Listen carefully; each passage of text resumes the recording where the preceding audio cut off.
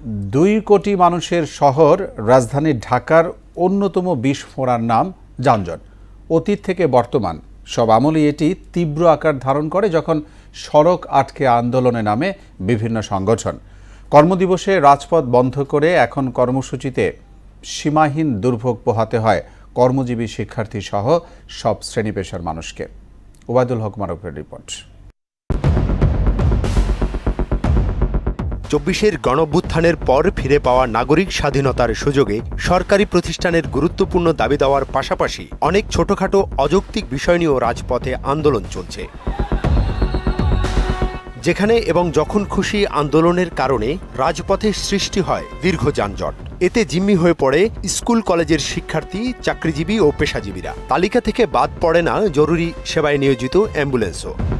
যারা চাকরিজীবী তাদের অনেক প্রবলেম হচ্ছে, প্রতিনিয়ত বাসায় যেতে দেরি হয়ে যাচ্ছে, অনেক সময় অনেক ক্লাস থাকে সেগুলোও মিস যাচ্ছে। আসলে আমরা অনেক অসুবিধায় পড়ছি। আমার মনে হয় এটা খুব তাড়াতাড়ি সংশোধন করা উচিত সবার, এবং আমাদের কথাটা একটু ভাবা উচিত। এই যে একটা ট্রানজিশন চলছে, আমাদেরকে অ্যাকসেপ্ট করতে হবে, কোনো উপায় নেই। দাবির যৌক্তিকতা কতটুকু সেটা দেখতে হবে। হ্যাঁ, সেটা যদি যৌক্তিক হয় আমাদেরকে এখানে বসে থেকে চুপচাপ সহ্য করতে হবে। এখানে জনসচেতনতা খুব দরকার।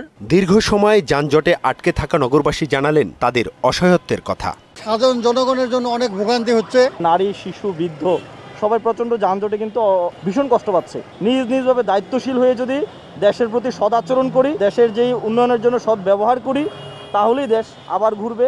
ঘন্টার পর ঘন্টা ঠায় দাঁড়িয়ে হাজার হাজার যানবাহন। এই জট ছাড়াতে গলদঘর্ম ট্রাফিক পুলিশ।